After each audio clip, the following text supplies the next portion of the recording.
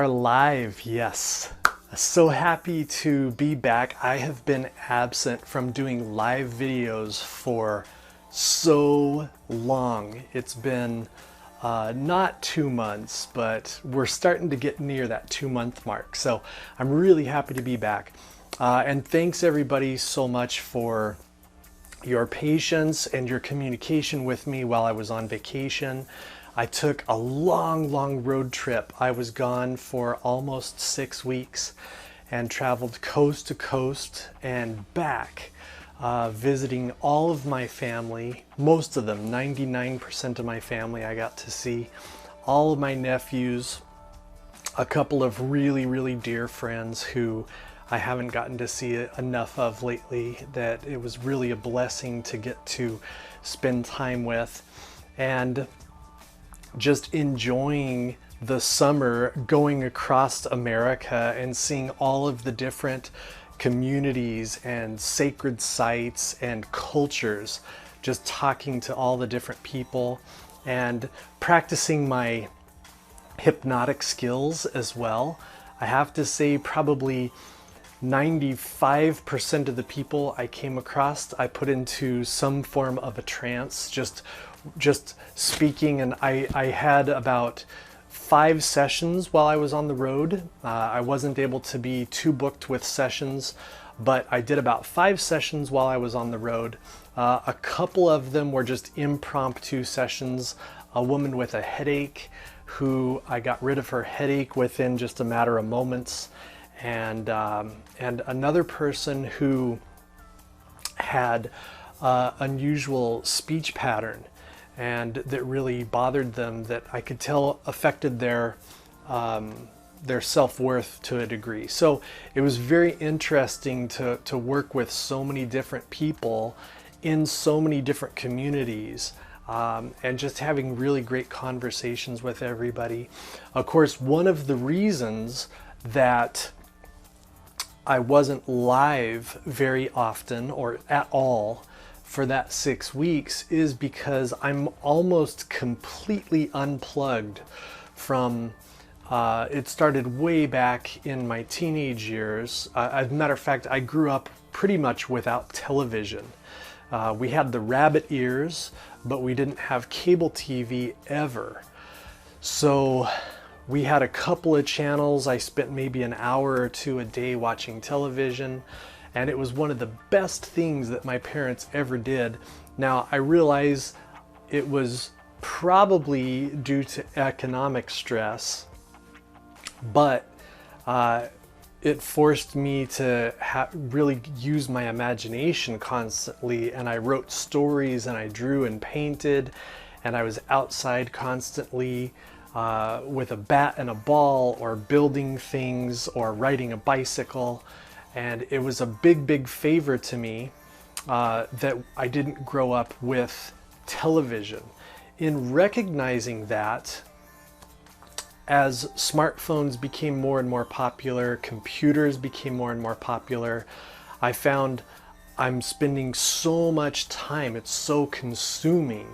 And of course, a lot of the stuff that I avoid with my coaching practice and my meditation practice, there's so much negativity on television and on the computer and whatnot. So I really limit my time. And then when I am on those, I limit the content that I'm seeing so that I'm not absorbing, or I absorb as little negativity as possible, whether that's dramatic news stories or violence or anything like that. Now, I do watch a lot of like sports like boxing and UFC and things like that, and I don't look at them as being traumatic and violent, because participants are both volunteering their participation, and they're working in a very safe realm, as safe as it could possibly be. And so I look at that a little bit differently, and but I enjoy it from a psychology perspective as well, like behavioral psychology, as well as working towards a peak performance of how they can improve their performance to such a degree that they're really at the top of their game. And so I really enjoy that type of stuff. But a couple of years ago, I decided to turn off my phone service. And so I have been 2 years without any kind of phone service as well.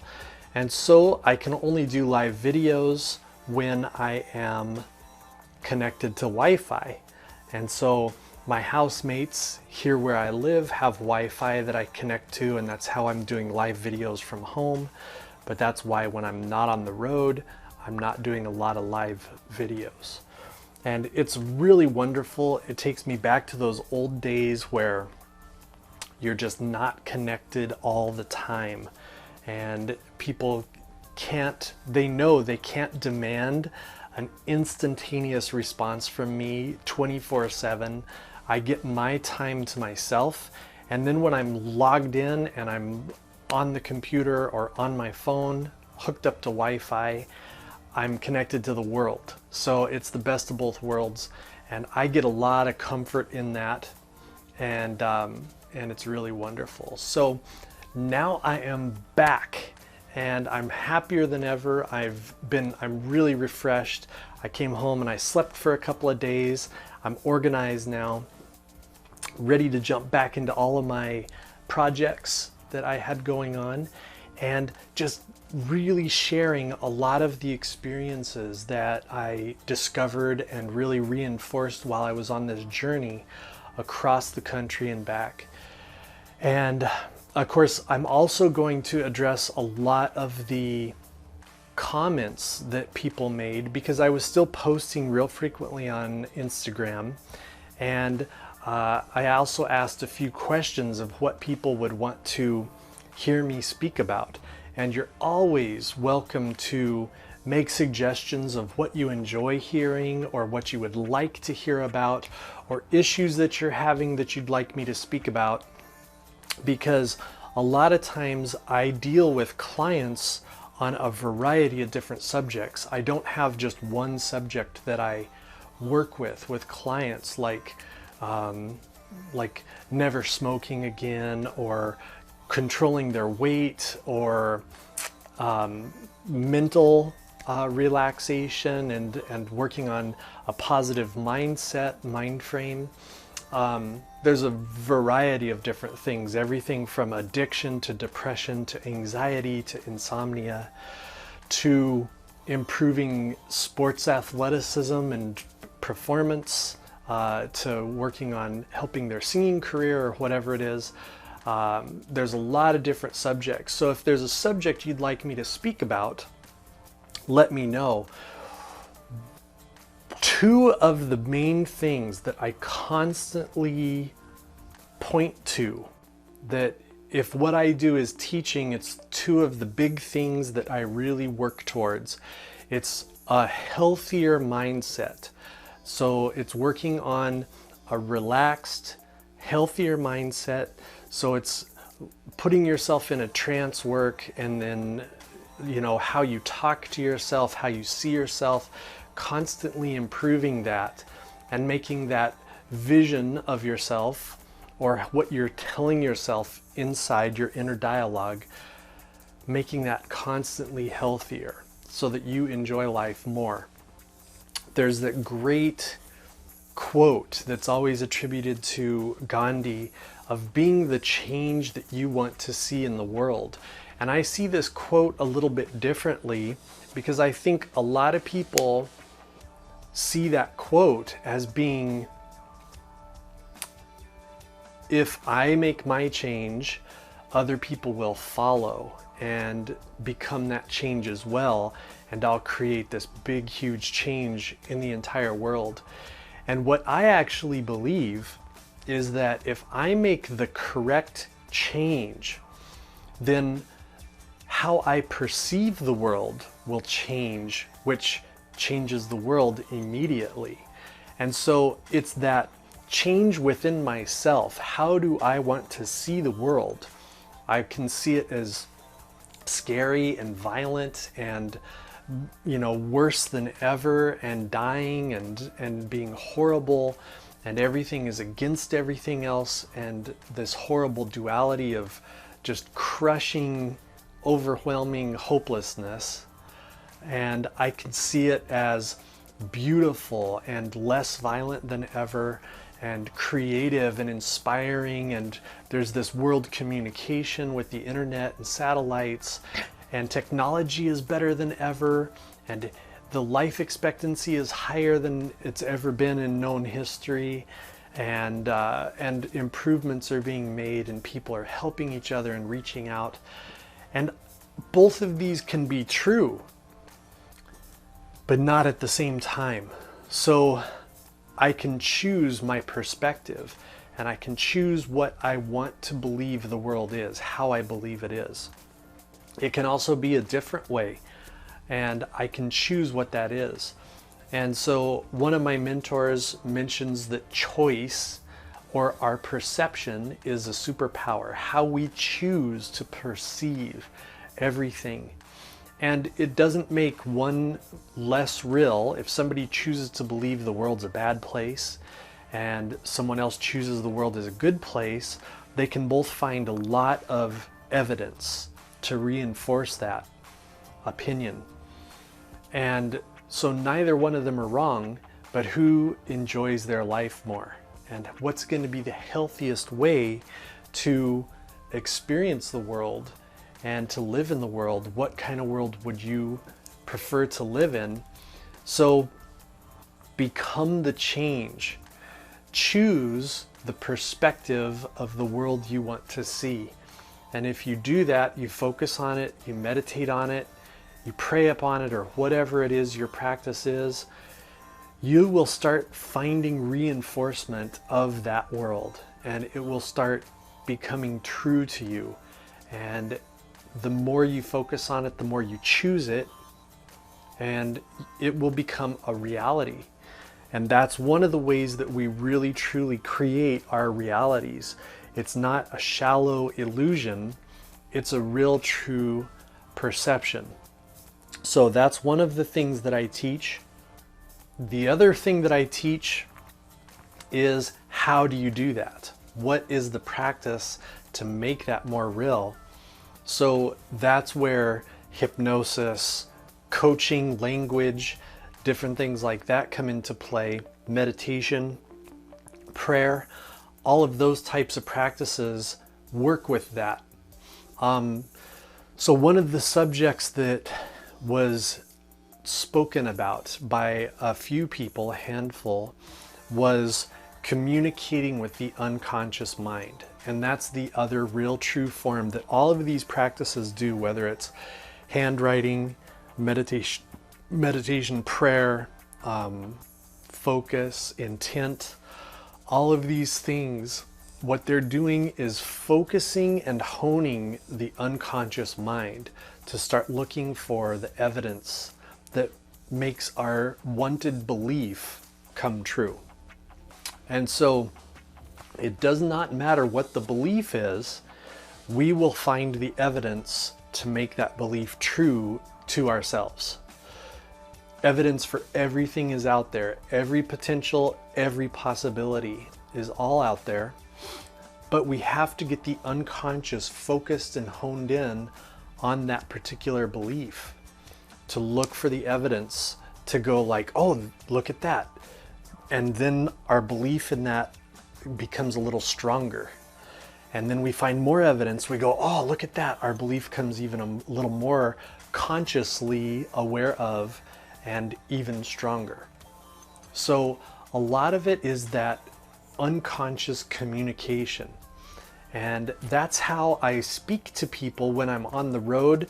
This last time I spoke to people more of an unconscious level, talking to them on a deeper level underneath, more than talking to them about the weather and the sky and beautiful things like that. Now that might have been the subject that came up once in a while, but the way I approached the communication was with the unconscious self, to get them wondering about something, or curious or enticed, so the conversation had depth to it, not just, oh look, the weather's nice today, right? Or man, are you working hard or hardly working? That type of conversation was very rare with me on this trip. So the healthier you can communicate with yourself on an unconscious level, the healthier you can communicate with other people on an unconscious level, will help you to create a perception, a way to see the world, and a way to experience the world that is absolutely real and will affect your life in an incredible, incredible way. So how do we communicate with the unconscious mind? What is it that gets into your unconscious mind that brings up good understanding and good healthy communication? So first off, back in the 70s, I believe there was a neuroscientist who did studies that found out the unconscious portion of our mind can take in literally millions of bits of information every second. Like, it's doing so many different processes. The unconscious portion of our mind is dealing with blood pressure and eye dilation and temperature of the body and all sorts of things like this, where the conscious portion of our mind roughly can deal with 5 to 9 bits of information. So the conscious part of us we can listen to the radio, we can sing, we can drive, we can look for oncoming traffic, we can check the time, and we can do all that pretty much at one time. If you start adding 6, 7, 8 things, 9 things, we're at the very limit of what we can do all at one time. And if we add a 10th thing, we have to drop one of the earlier 9. That's why if things start becoming really too much stimulus comes in, we get frantic because we don't know what to focus on. And we have to drop one thing. That's why if you get distracted when you're driving, if too much is coming up, you have to turn the radio off to continue driving, or you have to tell your kids to be quiet and let you drive for a minute until things become less stimulating and you can focus easily on driving again. Then you can start conversation or something like that. That's why being on your phone is dangerous while you're driving, is because it's taking so much of your attention. You can only focus on a handful of things at a time. So the unconscious, on the other hand, your unconscious mind is doing everything. It knows everything that's going on. And like literally as you're driving, it will record the streets you went past, how many people you went past, the color of shirts people were wearing, the cars they were driving. And in hypnosis, I can actually take people back and pull details out of scenes that they consciously did not know they were paying attention to. But those details are there. And not saying that people will have like a photographic memory while they're in hypnosis, but they have a much higher detail of memory when they're in a deep trance. And that is the same thing that people have when they're doing meditation, or they're doing prayer, or they're doing yoga or Tai Chi, or sitting in silence, or whatever that practice is. They're relaxing the conscious mind, and they are allowing the unconscious to come a little bit up to the surface and being more in that realm of unconscious mind. This is also the same thing that we're doing when we're drinking alcohol or watching television or playing computer games or something like that, watching movies.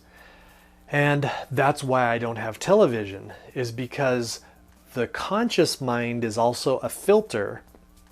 And if we completely relax that filter and we become inundated with drama from the news and drama from politics and marketing, constant bombardment of marketing from commercials, then we get entranced very easily and our guard gets let down, and then before you know it, you're talked into spending money or believing things that you would not necessarily choose to believe if you were left to your own devices.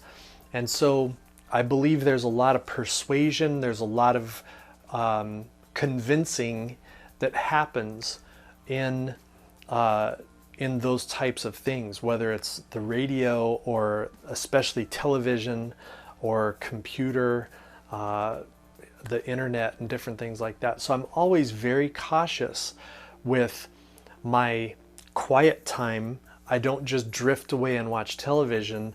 I do specific things like meditation or Tai Chi or something along those lines. And so how do we improve this communication with your unconscious mind? There's a lot of different ways to do this. Handwriting is a really good one. Those of you that follow me for a little while know that I'm a handwriting analyst, and your personality traits are built into your handwriting. And there's such a thing called graphotherapy, which is changing and tweaking your handwriting to build healthier and healthier traits. So you can look at somebody's handwriting and see something in their handwriting that's maybe not super healthy. And to improve it, if you change their handwriting, it will work backwards and rewire the personality trait within the person. So it's a very interesting subject, but that's how our unconscious mind works, is in unusual things like language patterns and handwriting and behavior. So you can also change behavior and it will affect your traits, your personality. You can change your language and it will change your unconscious perception and your reality as well. Those are very powerful. So writing down things that you wish to be true, that's why when people write down their goals are have a much higher likelihood of becoming fulfilled. And it's a dramatic likelihood that the goals will be filled. It's way up in like the 80% or more of becoming more fulfilled if the person writes down their goal. And now we know through NLP and hypnosis and different things like that, there's even more efficient things that we can do to make our goals and our outcomes that we want to have more likely to happen. But writing them down is one thing. So working on healthier handwriting and writing down what you would like to have happen is a really, really powerful thing to affect your unconscious and to give you a better experience in life. Another thing that I suggest to people when I'm coaching is to literally speak to your unconscious mind as if it's another person who's in control and taking care of you. And I literally mean talking out loud as if you're speaking to somebody in the room with you, and their entire job is taking care of everything about you that that you don't think about. And I'll have especially practices of gratitude.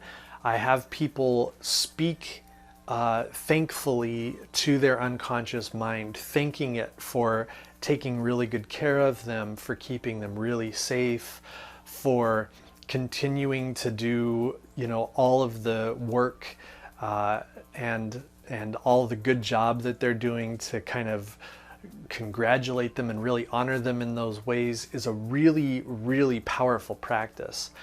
And when I'm doing hypnosis with people, or when I'm doing coaching with people, all of the tricks, all of the things that I'm working at doing are talking to this unconscious portion of their mind. And that's where all of the real changes happen that create better experience, whether it's clearing up trauma, or whether it's working with an athlete to become a better performer, or a singer to have more control of their voice, or whatever it may be. These never happen on a conscious level. We all know, like myself, like I shouldn't eat as much chocolate as I do, whatever. I should exercise a little bit more. I should take a little bit more time for projects and different things that I've got going. And if I just talk about these things on a conscious level, I understand consciously that all of these things need to happen and ought to happen. But even my language of saying should is a cop-out. I should do these. The unsaid portion of that sentence is I'm probably not going to. And so if I hear somebody say should, that's one of the language things that I correct, is never using words like should, could, can't, won't, try, sorry. A lot of things like this are really unhealthy terms to put to have in a phrase in our language. And I'm not perfect with these. Once in a while I will say something, and then my internal language police will pop up, and I usually correct it. Sometimes I don't, though.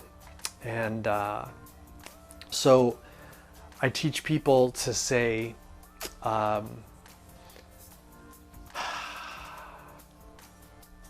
instead of I should eat less chocolate or less sugar, I teach people to say I choose to eat too much sugar. And all of a sudden it changes how it affects them. Instead of giving them an out, like I eat too much sugar, well, there's no accountability in that.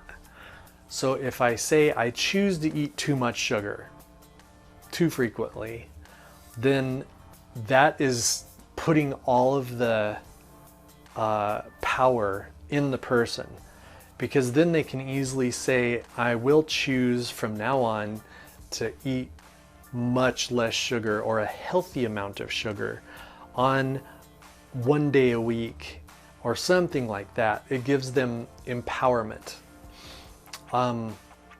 So back to unconscious communication. Speaking to somebody in the room who is you, but is in charge of all the things that you don't have to think about. And literally looking where you would imagine they would be in the room, or closing your eyes and talking internally to that other unconscious you that lives inside, that's taking care of all these 20 million things every minute that you don't have to think about, as you're consciously out here in the world thinking about your 5 or 6 or 7 things that you're dealing with. Speaking to that person with gratitude, thanking them and honoring them and telling them how good of a job they're doing, and And as you're doing this kind of a meditation, talking to them in this way, it's a very, very powerful practice to do. And then telling them what you want to have happen also, or instead of. So if you're dealing with anxiety, thank you for taking care of me. Thank you for keeping me safe. I appreciate all the hard work you're doing. You're doing a really good job. This anxiety that I'm feeling, let's work on making this even healthier, because whatever purpose it had, we can do something even healthier, and that would even be better, wouldn't it? And having dialogue like this to your unconscious portion of your mind is one way to really affect great, great change. And so that unconscious communication is literally communicating with yourself as if you're talking to another entity, another person. And it is very, very powerful. And in a lot of ways, when I'm coaching or when I'm teaching coaching, this is what I teach people to do, is to practice communicating on an unconscious level. And often I start them communicating with their own unconscious mind, and then working on how that communication is, building that communication healthier and healthier, so that they can get really effective with it and make really wonderful changes just for themselves, for their own mindset, for their own behaviors, for their own thought processes and actions and things like that. And it can be really, really incredibly powerful. And as a coach, that's what a really good coach does. They go in and they find out what's going on with the person, what they want to change, what they would rather have, and then they make communication with the unconscious part of that person's mind and gets the unconscious on board. Consciously, we think we are in control. Like, I can get up right now, I can take a drink of tea, and I control all of that. Our unconscious mind is really in control. And it's the one that's decided, like, it's already okay to have tea there and ready to go. It's okay to be online live. It's okay to be talking to a group of people. It's okay to pretend like the conscious is in control. And your unconscious portion of your mind is really what is entirely in control. It's in control of everything. And by the time we make a decision to pick up a glass of tea and drink tea, or to talk to a group of people online, or to take up a coaching career, or to learn something healthy for ourselves, or to change a behavior, or to experience life better, our unconscious mind has already made that decision, and then we act it out and we make a conscious decision to do it, but it's already happened unconsciously. And I could talk about this for hours and hours. I've literally studied this thousands of hours for years, and it's really fascinating. And being out here in California, I've had the opportunity to talk to neuroscientists from Stanford and behavioral psychotherapists and all sorts of things. I'm in a hotbed of neuroscience and psychology here in the Bay Area, and coaches. A lot of my coaching training happened here, and so that's one of the big things that's going on in the Bay Area, is all of this neuroscience, like from Stanford or Santa Cruz or wherever, and just a hotbed of education for that type of stuff. So it's super fascinating. And if I were to leave this video with 2 pieces of advice for how to create a better life, how to communicate with your unconscious better. It's the two things that I teach. It's relaxation and trance work, putting yourself in a meditative trance, a trance of prayer, a trance of meditation, a trance of Tai Chi, a hypnotic trance, something like that where you're relaxed and you're comfortable. And the other piece is communicating with your unconscious. Healthy communication in the same way that you want to speak to other people healthier, turn that inwards and communicate with yourself. And that's the two things really that I teach, are a good trance and good communication. That's kind of what I do. So I'm really happy to be back, everybody. Remember, if you find yourself curious about coaching and you've been working on something for a really long time and you're not getting the outcome that you want, maybe not fast enough, or maybe you're seeing that you're hitting a wall and you're not making progress, coaching might be for you. And it's a very powerful tool to have on your side, to have a coaching process or two, a coaching session. And working with me might be the perfect thing for you to really break through those barriers and get those outcomes that you want to have happen. So set up a consultation with me, which is absolutely free, no strings attached. We even do a little bit of work. There's a lot of unconscious communication happening in those consultations. I've had people make really incredible strides just on a consultation call, like a half an hour call. And you can set up a consultation call with me and see if we're a great fit for each other, because working with me might be the perfect thing for you to make all those. Get in contact, and thanks all for joining the video. It's good to be back, and I will see you all very, very soon.